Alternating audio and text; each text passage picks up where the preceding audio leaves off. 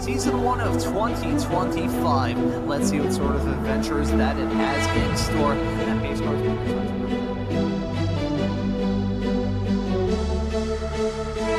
way through the corner. That wasn't the crest doing him dirty. There right off the beginning is something you probably want to monopolize on right away, honestly, in a rain race.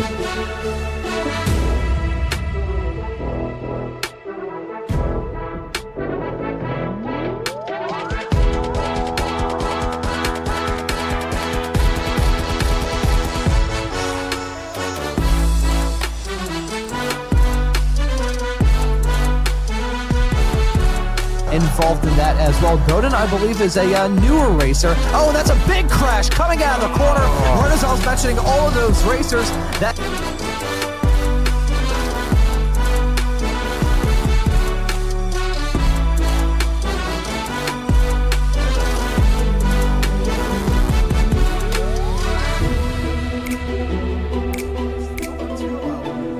way through the field. We saw him have that off-track moment not terribly long ago, and he has come back from a...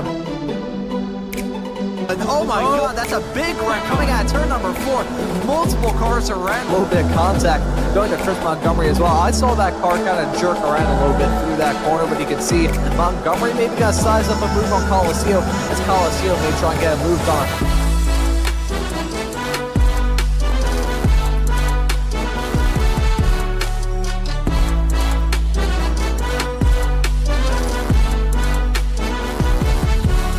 At that is 5-6 cars covered by just about nothing on this racetrack. Nearly 4 wide through the corner. Look at Coliseum going in way deep into turn 5. He's going to lose out on that spot on Chris Montgomery and make Coliseum. Two-lane contact being...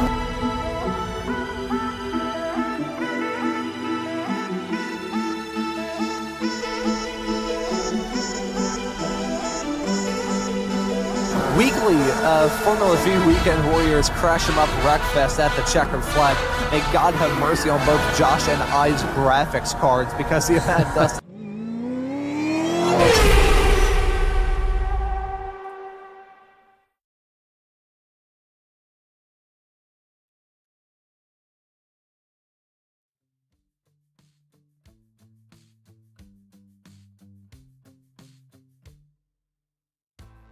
Hello and welcome to Weekend Warriors Round 10 Formula V's. My name is Josh Wilkie, and I'm here today. Alongside me is Ron Maunz in the booth. Looks like we have a pretty good race on our hands today, Ron. Nope.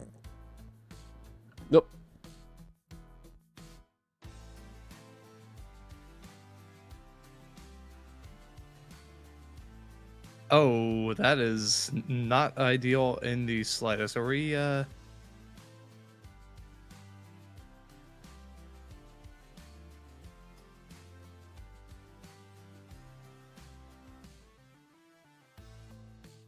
think we're back on air. I'm sorry about that, everybody. So we're Weekend Warriors Round 10. My name's Joshua James Wilkie, and I'm here with Ron Maunz. We're looking today at Sonoma. Not a track we've been to too many times in the V here, Ron. What are you thinking about it today? I am thinking that these drivers are venturing off into the unknown. Sonoma is a track that, as we talked about a little bit before we went live for this broadcast here, Josh, it doesn't get a lot of use here in the sim, not part of base content. This old scan that is going to get refreshed here in a couple of weeks' time when we switch over to Season 3 here on iRacing. Doesn't get a lot of use. It's also one of the oldest scans here on the iRacing platform. So these drivers, they're going to have an unknown race on their hands. The last time we saw Ray Esports of any kind, it was the old Tuesday Night League, when the Formula V's along with the Formula Fords ran here, not part of Weekend Warriors or anything like that. It was part of the Tuesday Night League that we ran back over a year ago at this point. So these drivers are going to have a real tough race to try and grapple around here tonight. Yeah, absolutely, Ron. Sorry, I think I've got my technical issues figured out here. Of course, the first time I try to actually lead one, I'm looking at a monitor that just completely locked up on me here, and I have no picture, but I will try to do my best here. I'm going to change cameras because I'm actually not seeing what you're seeing here, Ron. So maybe if you could just carry for a minute here, I'm going to see if I can't figure it out on my end. Yep, alrighty, sounds like a plan. Hey, I guess it's okay that I've done some of these broadcasts on lead over the past couple of seasons, so I can blabber all of you viewers' ears off for a little bit as we get those technical gremlins squared away. A couple of minutes left to go in this practice session. About 6 minutes left on the board. Ethan Orr already looking quickest at the present moment. The driver of the number 22 car has been a very good driver to follow up to this point in this season. Grabbed his opening win this season a couple of weeks ago at Slave, and a rather similar track to this in a rather odd way. Lots of turns around there. Don't really have the long flat out blast that we saw at Oschersleben, but around here, you do have some flat out sections, but they are mainly in the form of turns. Coming at turn number 6 at the top end of the track and careening your way down into that hairpin that we just saw those racers head through of turn number 11. Second to last turn around this track, I should say. That small little kink always catches me out. That is the last turn, but the hairpin turn 11 going to be a fantastic overtaking opportunity. Those drivers are going to be as close as you can get to terminal velocity when they head their way off into that section of the racetrack. That will probably be where we see a lot of overtakes go on here tonight. Turn 1 and 2, mainly turn 2. It feels like turn 1, but technically the kinks on that start finish, not so straight away, are counted as turns. Turn 2, though, that's going to be a pretty good overtaking opportunity if these drivers can spot their way heading off through there. Oh, as we can see Tortello taking a nice shave of that barrier on this shortened cup layout here of Sonoma Raceway. This is the one that NASCAR runs every single year, has the short chute cutting at the carousel section. It's a quick lap here in these Formula V's, a minute and a half long and just a tick under 2 miles in length. This track is one that's probably going to be fast despite being really turny as well. Yeah, absolutely, Ron. Sorry about that. I finally have my picture back. I'm not exactly sure what happened there. I really hope the feed was going out, but for some reason I couldn't see anything on my end here. But yeah, this place is pretty cool. You know, it reminds me, I was going to say in my open there before I got just completely frazzled. You know, I used to play this in Forza 4, I believe it was. I believe it was Forza 4. And for some reason, nobody could drive this track in Forza 4. And I had its number, man. I could definitely get a good lap around here.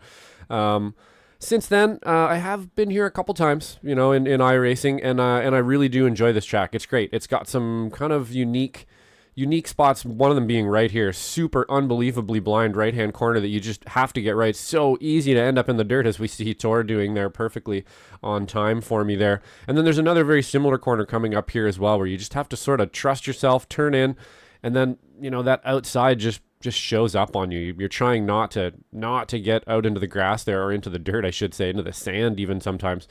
But it's really hard, really difficult not to. And there's a bunch of little key spots like that around this track, Ron. You know, despite the fact that California is a coastal state here in the U.S., you look at the racetracks in SoCal, NorCal, or just California, period. They've got a lot of elevation change. You think of this track, Sonoma, and following Nate Colacio heading his way off into turn number 2. Can just see that elevation change get put on full display around here. Got some blind corners where you have to really commit yourself to staying on the racetrack, keeping that momentum rolling, which, as we've seen a lot in these Formula Vs over the past couple of seasons, Josh, super vital to keep the momentum rolling. You look at a track like this, you look at one that's not terribly far away, I believe, Laguna Seca. That's a track with a whole lot of elevation change. Willow Springs as well. That track has a whole lot of elevation change. Man, that'd be a good Formula V race. Maybe, hey, Jim, if you're tuning into this broadcast, Jim Brewster, series admin, currently slotted in P10, maybe he should look at having a race at Willow Springs next year for the Formula Vs, because that would absolutely be fantastic. But here at Sonoma, can see that elevation change get put on full display. When I first got into racing, I got to know this track, as you said, Josh, through Forza Motorsport 4. I remember driving around this track back when it was called Infineon Raceway many moons ago. I believe it was called Infineon Raceway when they did this scan. They just updated a couple of photos and everything. It is, I believe, one of, if not the oldest scans that we've got in the sim right now. I think someone just scraped the wall coming out of turn number 4 there. But this track is a real tough ask for these competitors. Got enough elevation change to keep these drivers on their toes, and also the speed heading out of turn number 8 down this section of the racetrack that, despite being twisty, still gonna be quick.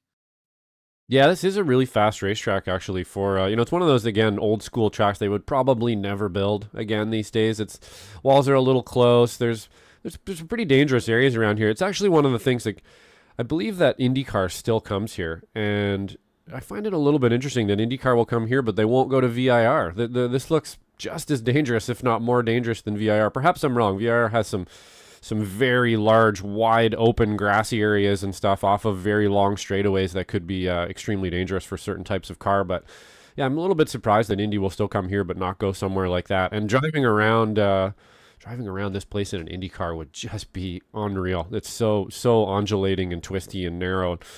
Pretty awesome track for sure, and definitely going to throw up some certain challenges and stuff like that for our drivers out here. But before we get too much farther into it here, Ron, we do have some points to get to here, and I think things are heating up just a little bit in S1.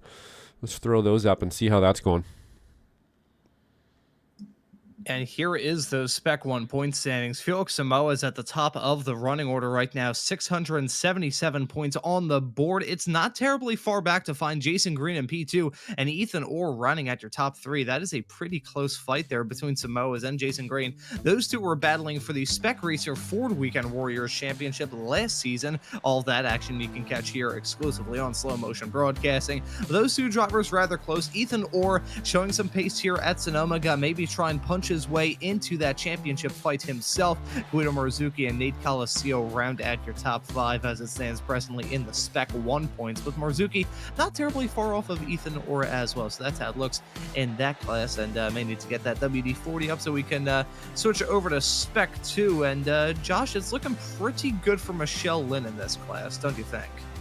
Yeah, Spec 2 always one of my favorite classes for sure, and Michelle Lynn's looking pretty good. Bit of a bigger lead here in Spec 2 than there is in Spec 1.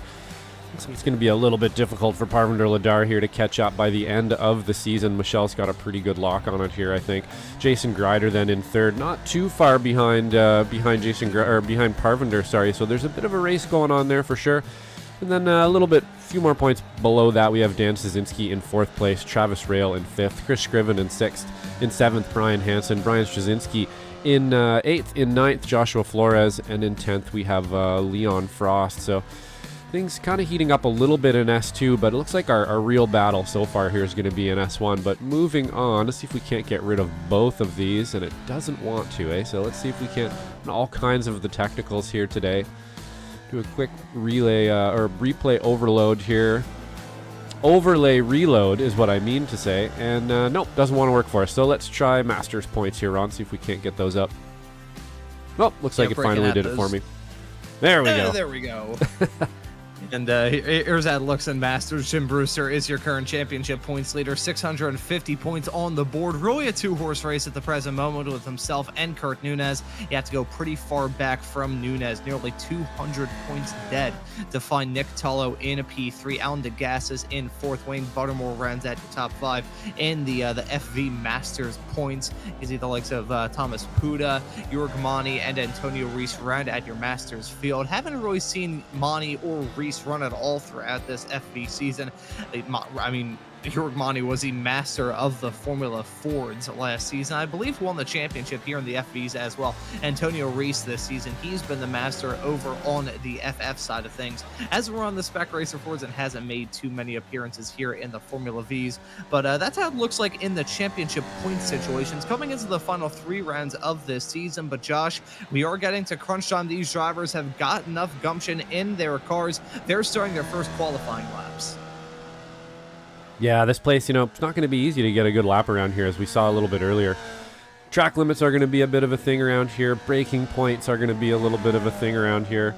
And once, come time for the race, getting passes done is going to be a bit of a thing around here as well. You're going to have to sort of force a pass around here. It's not an easy place to get a pass done. There is a couple spots where you can get a bit of a drag and hopefully get alongside before sort of the braking zone, but for the most part, you're going to have to really barge yourself around here. That corner we just went through there being probably one of the better braking zones to try to get up the inside of, and then it's going to be pretty straightforward through here, I would think. If you're going double file through here, it's going to be very slow, and we've seen week after week here what that's like. You just get caught up to really, really quickly if you try to get too pugilistic, let's say, in the first, especially in the first few laps there. You want to make sure that you get out front and you kind of get a pack to stay with and keep going, as we got a couple lap types coming in here already from Jeff Jacobson with a 129, instantly beat by Brian Trzynski with a 128.9. I'm going to imagine that's going to come down quite a bit, probably even closer to the 27s, or 26s, sorry, by the time we're done, Ron.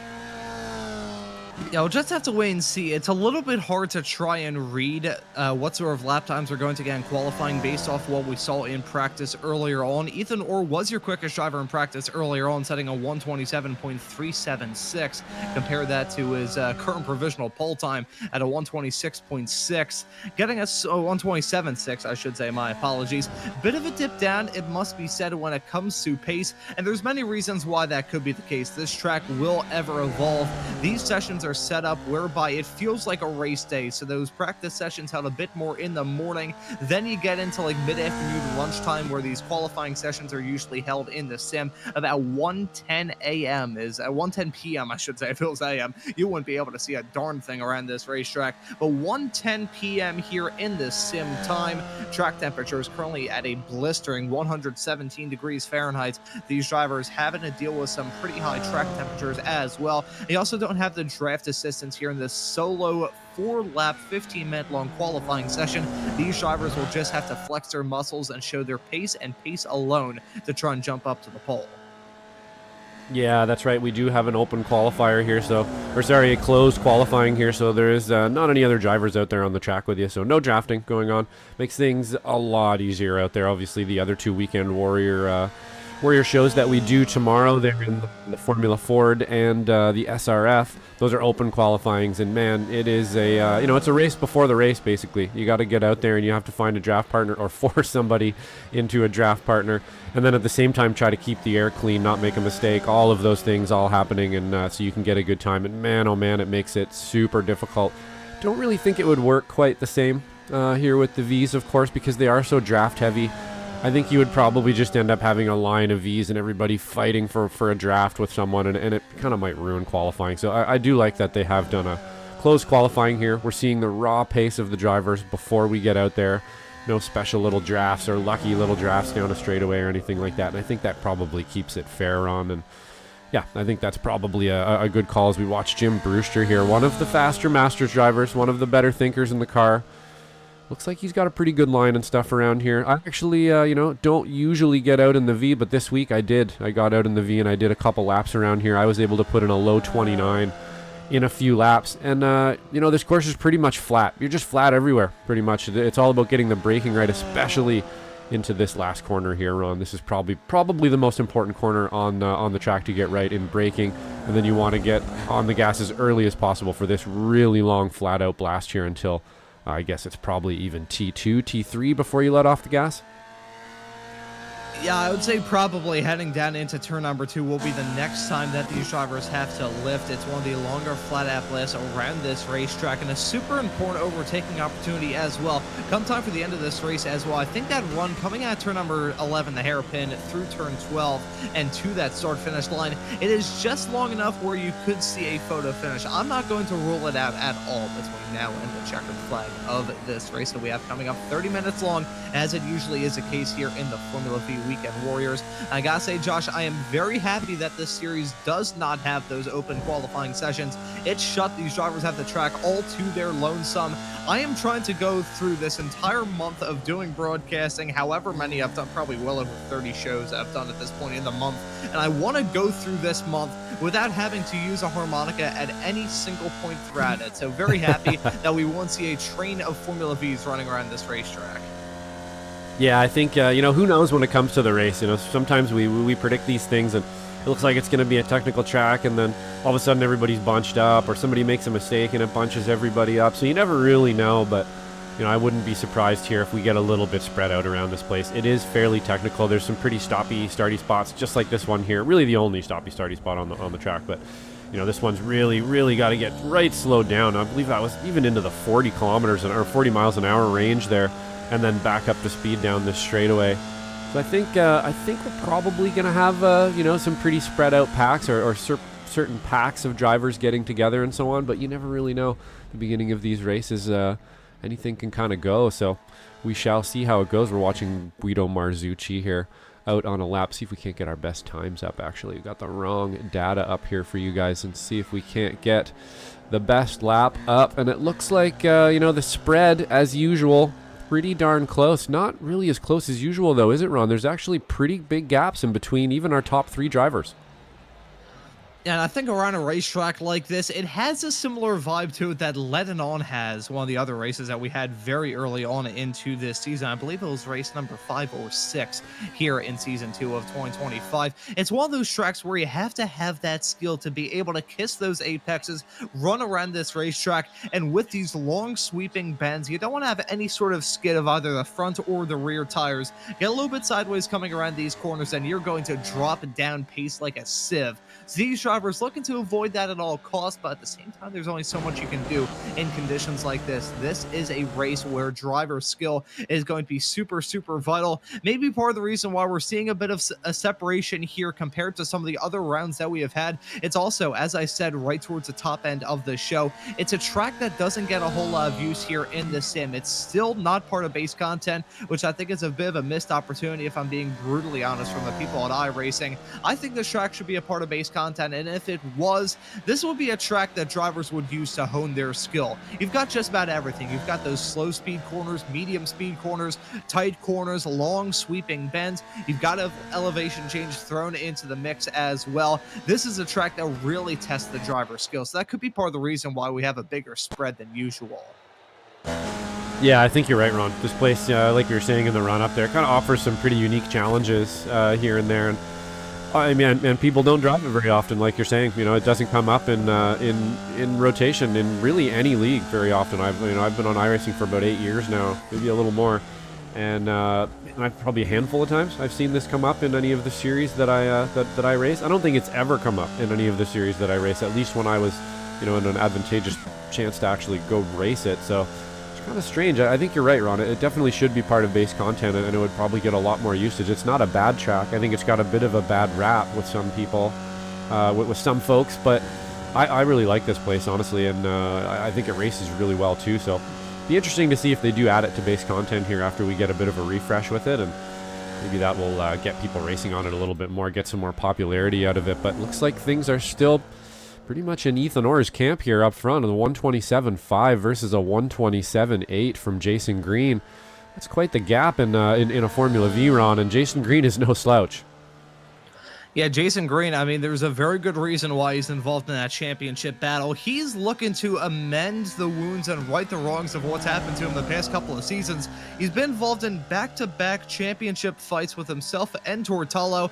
Tullo, he's been quick thus far this season, has already grabbed a couple of wins, but just not able to make all the races, and because of that, he will not go for 3 in a row, and his 4th championship here in the history of the Formula V Weekend Warriors. So Jason Green, he's the one that everyone is chasing, but the driver is chasing him is Felix Samoa, is currently slotted in 4th. Those two will be nose to tail come time for the green flag in this race coming up in a couple of minutes time. And just touching back on one more point, kind of outlining how little this track is used. I mean, I kind of mentioned a little bit earlier on the stupid amount of shows I've done up to this point.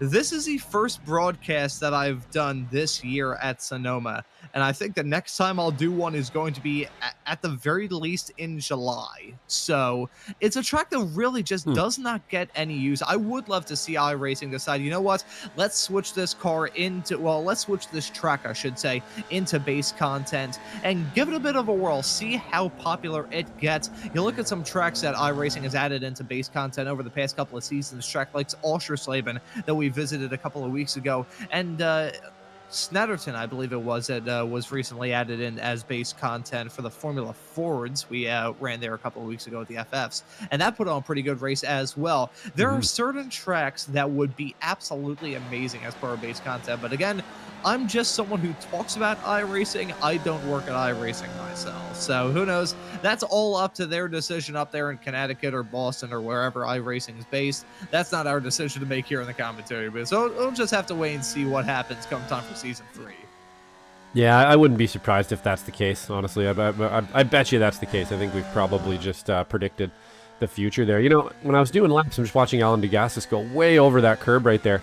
I didn't realize you could go that wide in that curb. There's definitely a few tenths to be had there for sure. I might have to go out and try that line and get as close to that tire barrier as you can by the looks of it. No off track happening for anybody there. So that's definitely going to be worth some time. And it's just interesting to see people pushing the limits like that as we're getting close to the end of qualifying here. Only about 2 minutes left here, just under 2 minutes left, to see if Alan DeGassis can't better his time here. He has green sectored his second last sector here. We'll see how this last sector goes for him. Might be able to get a personal best. Guido Marzucci as well out there. And it looks like he's going to pull into the pit. There's another thing to mention here too. This pit entrance is a little bit treacherous, to say the least. In these cars, it's not quite so bad. You're not entering it going a zillion miles an hour, and you're not quite as wide as some other cars are. But man, if you're going in there, trying to get the brakes done, it's basically kind of reminds me a little bit of Canada's pit lane, where you're just straight into the pit lane right off a straightaway. So it's really up to you to get on the clappers as hard as you can there. Make sure you get it right. And then there's a bunch of barriers to catch you if you don't. And if this series, like the Formula 4s and the Spec Racer Fords, had mandated pit stops, I think we would have so much more drama left to talk about, especially with that pit entry. The pit exit's super tough as well. I mean, you can see that you've got the pollards and you've got everything that you look to try and avoid on pit exit, but you come out basically getting spat out onto the track right on the racing line. So really tough to try and manage that. And with that mention out of the way, how about you check out the Racing Line podcast on Tuesday nights over on the Right Esports YouTube channel. That plug right there was cheap.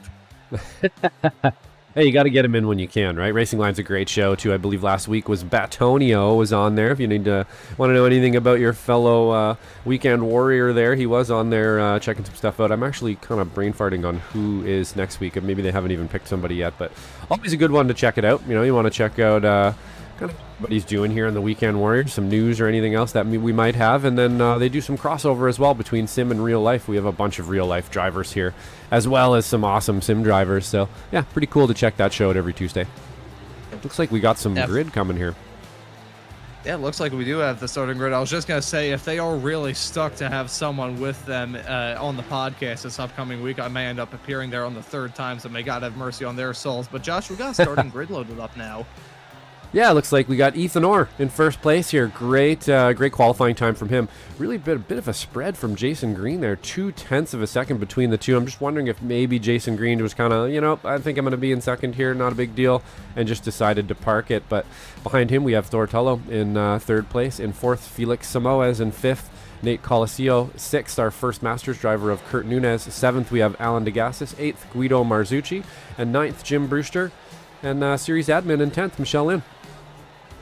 Then looking through the rest of the drivers in this field, the list continues on with the likes of our P11 starter of Andrew Love. I completely blanked on my graphics there, so that's my bad. In P12, it's going to be Chris Walker. I hit the wrong thing in OBS. That's entirely on me. All the technicals today. Round at your 6th. Yeah, we're all... that wasn't even a technical issue. That was just me being stupid and clicking the wrong button. Looking through the rest of the field that we've got right behind those drivers on the 6th row of the starting grid, it continues on with Brian Szynski in P13, Jeff Jacobson in 14th, Dan Szynski, Brian's brother, will start right behind him in P15. Jason Grider will start this race in 16th place, with Wayne Baltimore running at our 17-car grid, about to take the green flag here in a couple of moments' time. And before we grab the green, a special shout out to a driver who isn't out there on the racetrack, our sponsor for today's broadcast of the Formula V Weekend Warriors, and that is Michael Latarula. We'd like to thank Michael and the rest of the drivers here in this FV series for making these broadcasts and making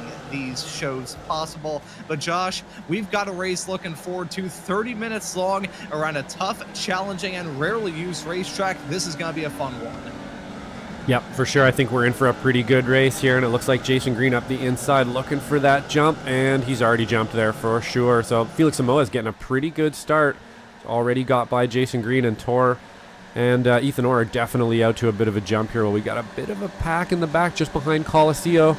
It looks like we're going to sort each other out, though, before we get into T1 and 2. Definitely not a place you want to try to go too wide through T2. Yeah, it looks like just about everyone is single-filed out in this field as they head their way out of turn number 2 through into 3 right about now. This section of the track really hard to try and nail down, especially the exit of 4. You can see the track falling away from you, and regardless of what kind of race car you're in, gonna really feel the burn with the lack of rear-end grip, as that is a big moment there coming out of the turn. Felix Samoa is having to tow back to pit lane.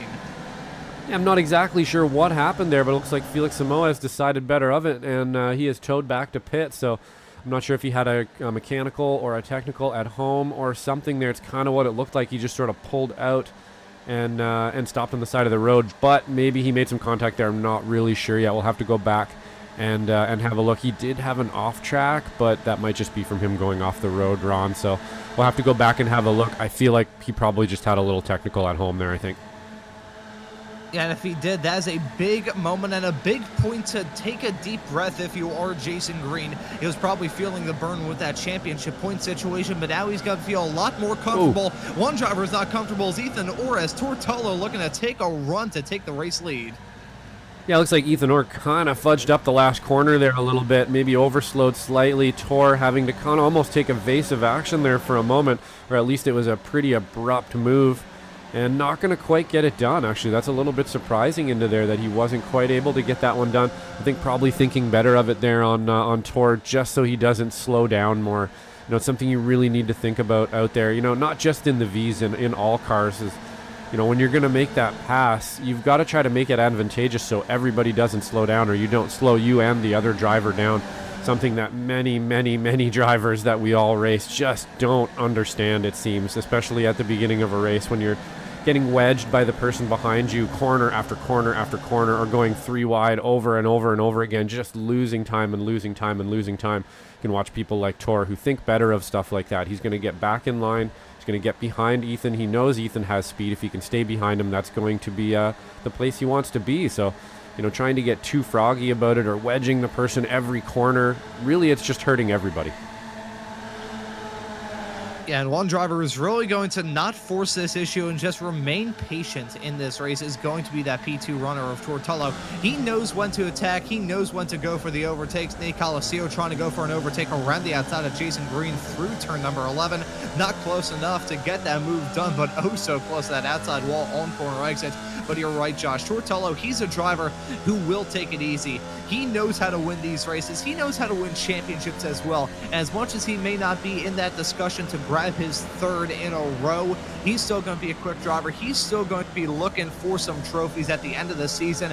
And his trophy hunting will be a bit of a thorn in the side to these drivers who are looking to have a good end to their season. Yep, absolutely, Ron. Oh my goodness, that was super close. We had a couple drivers off the road there. I'm going to try to go back quickly here.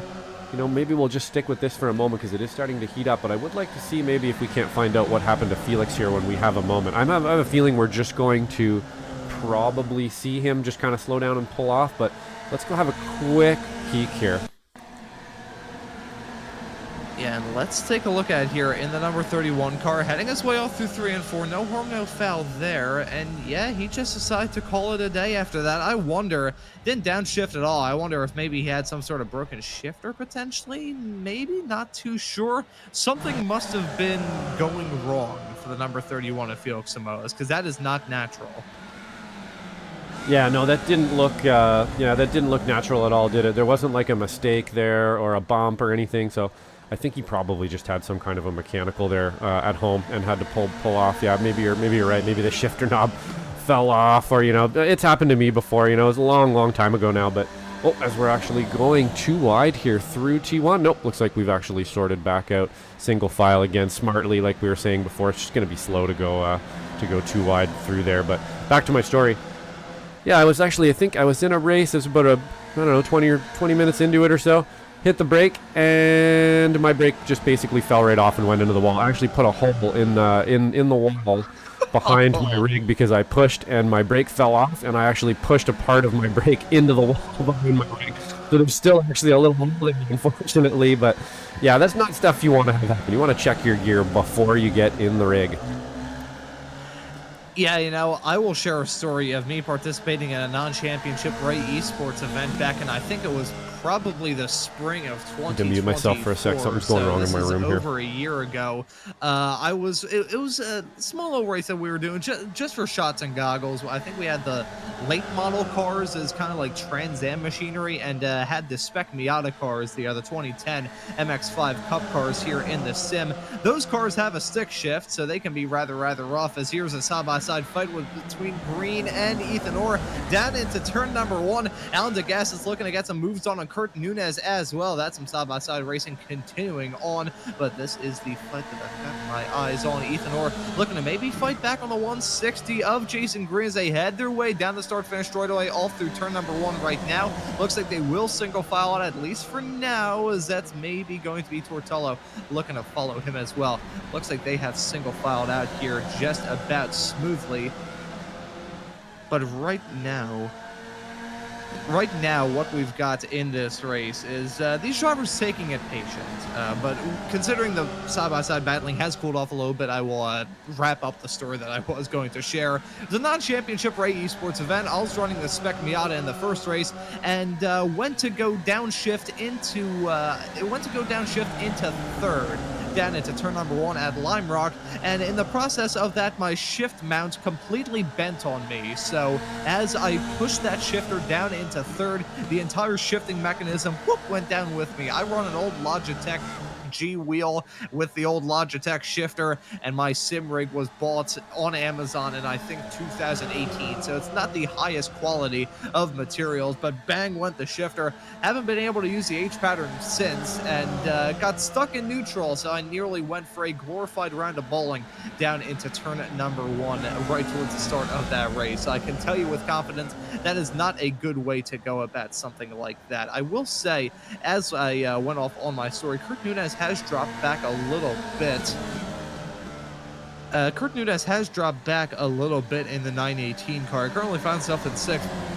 One of only 5 drivers in this race who are still running in the exact same spot that they started in. Make that 4 as Guido Marzuki just went for a move on Jim Brewster a couple of moments ago. Ethan Orr, Jason Green, Tortello, and Kurt Nunez all remaining in the exact same spots that they started in at the beginning of this race. It's a track that it's a game of patience for these competitors. Again, I drew the comparisons to what we saw at Lebanon a little bit earlier on in this season, where these drivers had to take it calm, take it easy and really wait for this race to fall into their lap before they can really pounce. And that's exactly what we're seeing at the present moment right now. These drivers playing the patient game, staying in the tow, staying in the draft, and just trying to make sure that they are there at the very end of this race to contend for it. It's good to get some flashy moves done in the first 8.5 minutes of this race. We still got a long way left to go in this 30-minute long race, so no point trying to push it here in the early stages. Ethan Orr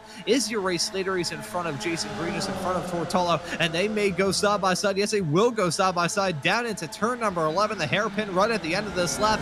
Green maybe trying to go for the lunge. That's DeGassis and Colacio side by side right behind. 5 cars covered by practically nothing. Or misses a shift coming out of the hairpin. He's got to drop down like a rock. That is another big factor about these FD races. A small mistake like that, especially with a run out of a slow corner, can be an absolute detriment. Yeah, absolutely, Ron. Amazing battle here. Unfortunately, I'm going to have to cut through. My power in my house has gone off. I'm not even exactly sure how we are still up, but you can probably hear the beeping behind me here. That is a battery that is holding everything up at the moment, and I got about 4 minutes left on it.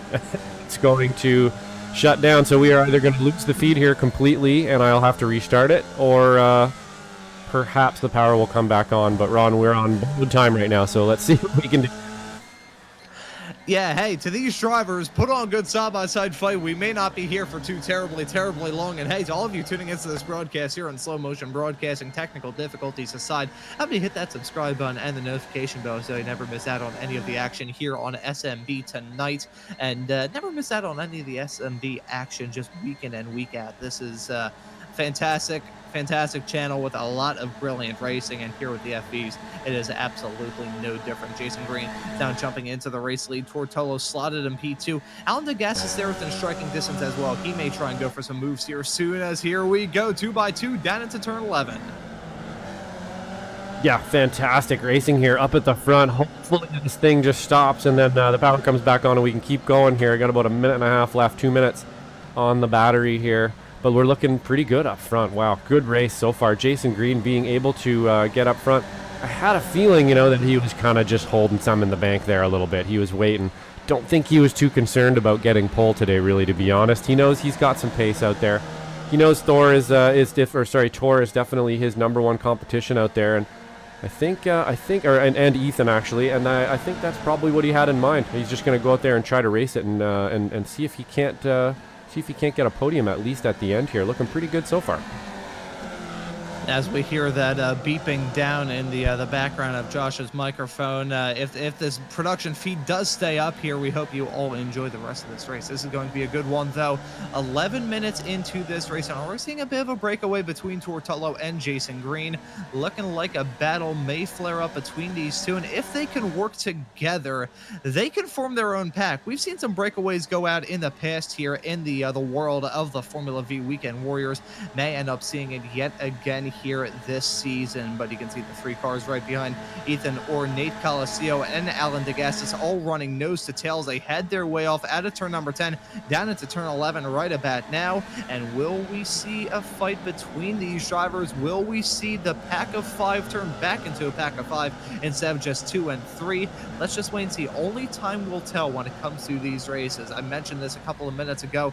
This is one of those events where you have to play the patient game, remain cool, remain calm, and remain collected, and you'll be golden. Outside of that, though, not a lot is in your hands when it comes to these FD races, which are so draft heavy, so draft reliant. It's a tough race to try and manage, but these drivers are certainly going to try and manage it as best as they possibly can.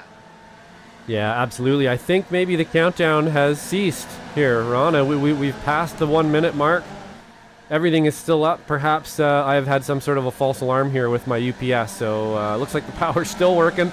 Battery, yeah, whoa, Tor going way offline there. I think maybe that was the curb that upset him a bit. He almost nosed straight into that wall, Ron, but yeah, going back to my point there, it looks like we're up and good here. I think that the fort is still up, and looks like we're going to be able to finish the race here, which is great, because, man, it's heating up at front here, and I have a feeling, if I was Ethan Orr right now, I would be a little bit chapped that I'm in 3rd place. I had a good qualifying.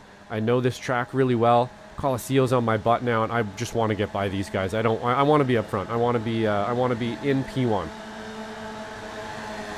I think with the yin of being up at the front and showing what pace you have comes the yang, because you will be the one with the target on your back at the very end of this. Ethan Orr getting a good taste of how to get some moves done as he tries to get one done. Orn Tortolo heading off through turn number 11, still side by side on corner exits.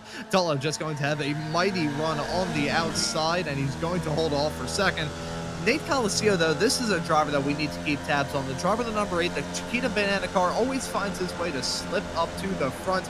He had to grab a win thus far this season, but Colacio is always quick, and I think if there's going to be any point where Colacio will try and pounce, it may end up being a race like this. He's quick, can be a little bit inconsistent at certain points in time, but when he shows up and is at the end of these races, man, he can put on some good battles.